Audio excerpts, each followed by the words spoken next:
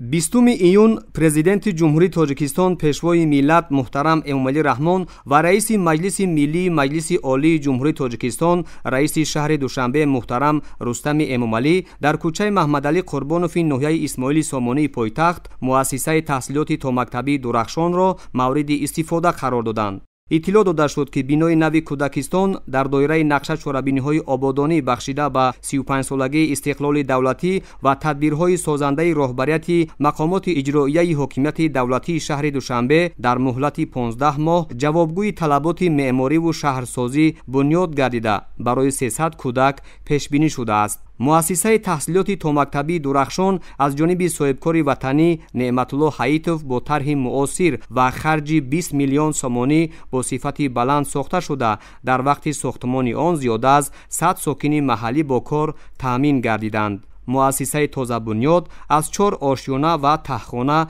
иборат аст ва дар он барои инкишофи зеҳни кӯдакон, машғул шудани онҳо бо бозиҳои гуногуни шавқовар ва аз худ кардани донишҳои замонавӣ шароити хуб фароҳам оварда шудааст. ҳамаи ҳуҷраҳои таълимии боғча бо лавозимоти зарурӣ аз ҷумла мизу курсӣ ва ҳар гуна бозичаҳои кӯдакона таъмин буда, омӯзишу парасторӣ дар он бо 3 забон тоҷикӣ, русӣ ва англисӣ сурат мегирад. дар Кӯдакистони нав 24 парастор ва кормандони соҳаи педагогӣ ва 21 корманди маъмуриву техникӣ, дар маҷмӯъ 45 нафар ба кор таъмин шудаанд. тибқи лоиҳа дар ин муассиса барои 12 гурӯҳ шароити хуб аз ҷумла ҳуҷраҳои хоб, ҳаммом, ошхона, толорҳои варзишӣ, мусиқӣ,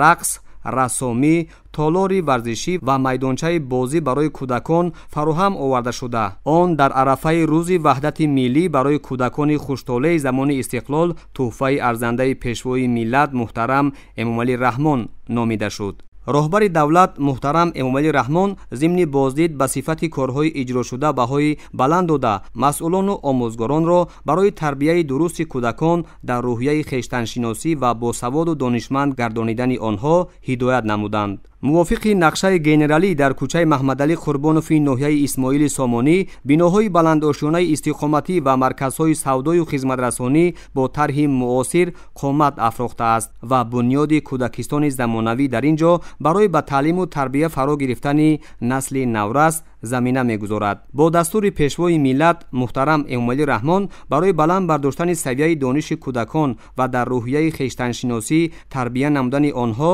теъдоди муассисаҳои таҳсилоти томактабӣ дар шаҳри Душанбе зиёд мешаванд. дар ин замина қарори раиси шаҳри Душанбе муҳтарам Рустами Эмомалӣ барои бунёди 70 муассисаи таҳсилоти томактабӣ ба имзо расида, дар доираи он то охири ҳамин сол дар пойтахт 10 Кӯдакистони нав сохта ба истифода дода хоҳад шуд.